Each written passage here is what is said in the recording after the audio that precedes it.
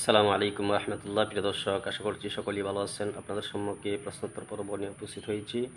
প্রশ্ন হচ্ছে, কোরবানির পশু জবাই করার ক্ষেত্রে যেই সকল মানুষের সহযোগিতা নেওয়া হয় তাদেরকে পারিশ্রমিক হিসাবে গোশত দেওয়া জায়েজ আছে কি? তো এর উত্তর হচ্ছে, আসলে সাধারণত আমাদের গ্রামগঞ্জ এলাকায় দেখা যায় যেরকম সাধারণত মানুষে কোরবানির গোশত জবাই করার ক্ষেত্রে বা কাটার ক্ষেত্রে যারা সহযোগিতা করে তাদেরকে পারিশ্রমিক হিসাবে আমরা আমাদের সমাজে প্রচলিত যে তাদেরকে গোশত দিয়ে দেওয়া হয়। তো আসলে এটা সম্পূর্ণ জায়েজ নয়, এটা থেকে আমরা বিরত থাকব।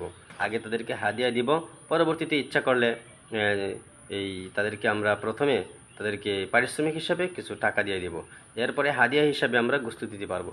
আর যদি এমনিই পারিশ্রমিক না দিয়ে শুধু হাদিয়া হিসাবে গোশত দিয়ে দেই, তাহলে এটা পারিশ্রমিক হয়ে যাবে।